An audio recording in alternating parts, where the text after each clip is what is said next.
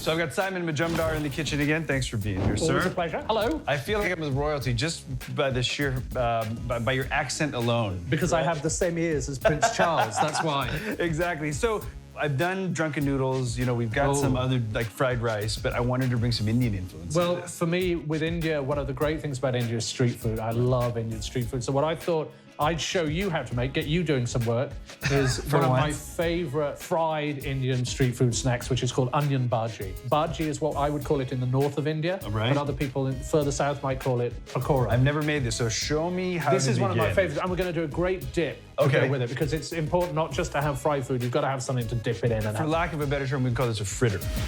So the first thing we're going to do is we're going to make a batter, a really thick batter, so it's nice and crunchy. Okay, what do I have here? Well, this is actually, this is why this is great again, because this is a gluten-free dish. This is chickpea flour. Chickpea, garbanzo beans. Garbanzo beans, or if you go to an Indian store, you'll see it as garam flour. About half a teaspoon of sugar. All right, and again, you're supervising. Is that looking about right that's to you? about right. Okay. Just spread that in, about the same of salt. Got it. Then we're going to spice it up, so we're just going to put, again, for color as much as anything, we're going to put some red chili powder, and then again, just for color, turmeric. So stir that well into the flour. Then we're going to just add water, so I shall give you the water. You go and pour it in. Now, it's not a thin batter. You want this to be slightly clumpy. Okay, so don't be worried about sifting and perfectly... Don't sift. You want lumps. I can do this way ahead of time. I'm not worried at like a tempura or like a fish and chips where I need to go into the batter and fry it right away. No. So, Simon, you basically have halved a white or yellow onion, and then you just thin slice them into about 1/8 inch. Yeah, so you want to have them to have a bite, so you don't want them kind of wafer thin. We're not talking about that, but you want them to be quite chunky.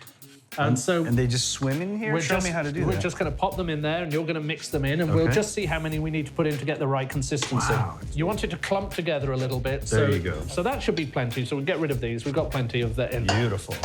So we're going to make a chutney or a dip. When you talk about Thai food, you talk about hot, sweet, sour, salty. That's right. That's exactly what this is. So it's got lots of ingredients, but it's very, very easy to make because all you need is this. So I'm going to talk you through it. Let's do it. First thing we'll do, lots and lots of cilantro. I can see you've got it over there, cilantro leaf. I asked you 4 times, you really need this much? And you really do. This is 3 bunches, Yeah, you use the stalks because they have so much flavor, cilantro stalks. So you don't want to cut these off. So you leave your leaves stalks. and stalks. Okay. Now we're going to add another green herb. Yeah. We're going to add some fresh mint. All right. All of this. All of this How many? mint. All this mint? So this is a good big bunch of mint. Wait till you try it. And now we're going to carry on with the green theme. Okay. We've got serrano chili, and we're going to use all of those. Oh my God. You like it spicy. You do want this kind of sour, sweet, hot. Now, these are seeded serranos. These are seeded. You don't want the pits. You don't want the seeds. You don't want the white pits. Okay, now we're going to start adding something to liquidize it with. Okay. So we're going to start with about half a container of really good whole milk yogurt. Don't use low-fat yogurt. Just use really good whole milk, and this is an Indian brand. So now we've got yogurt, chili, mint, cilantro. Now we're going to add some fresh sour ingredients. So we're going to add some lime juice. You've got the juice there, I think, of about 4 limes. Yeah, we've juiced them all of that. Wow. And then we've got the zest. Okay. I always use the zest because that, to me, if you smell that before you put it in, it's like distilled lime flavor. It is pure It's just lime. pure. Now we're going to add in ginger. I have a good amount here. So You've got a couple of inches of peeled ginger. Okay, and So then we I've want got all of garlic that. behind And that. then about 5 cloves of garlic.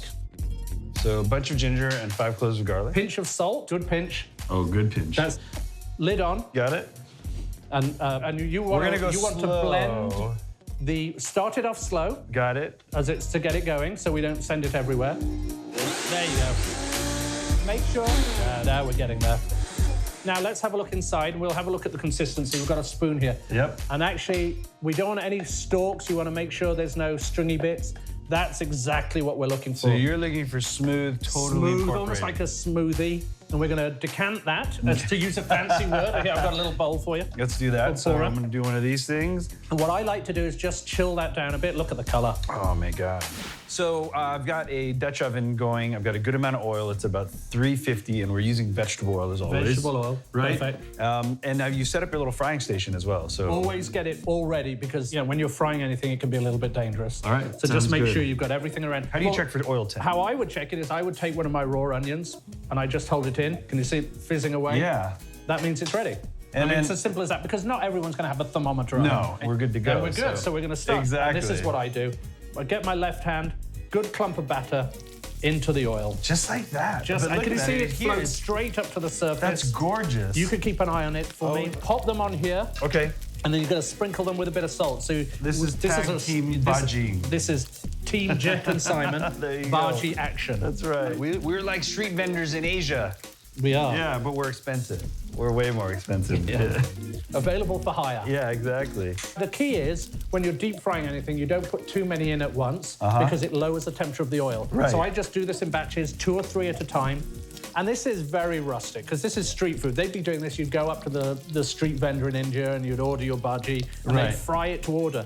And it's also one of those things about street food. You know, people worry about eating street food when they travel around the world. It's deep fried. It's going to kill anything. If any germ survives this, it deserves to kill you. That's a phenomenal point. Thank you very much, Simon. It was phenomenal, and I'm actually going to have to eat this. Are you going to share it? No, I'm not going to share. You can eat your own. Guys, for more of these amazing videos, thank you very much, Simon Majumdar. Pleasure. Come back to Jet Fuel often, and we'll see you later. I'm not sharing. How is it? Oh, my God. I'm crazy.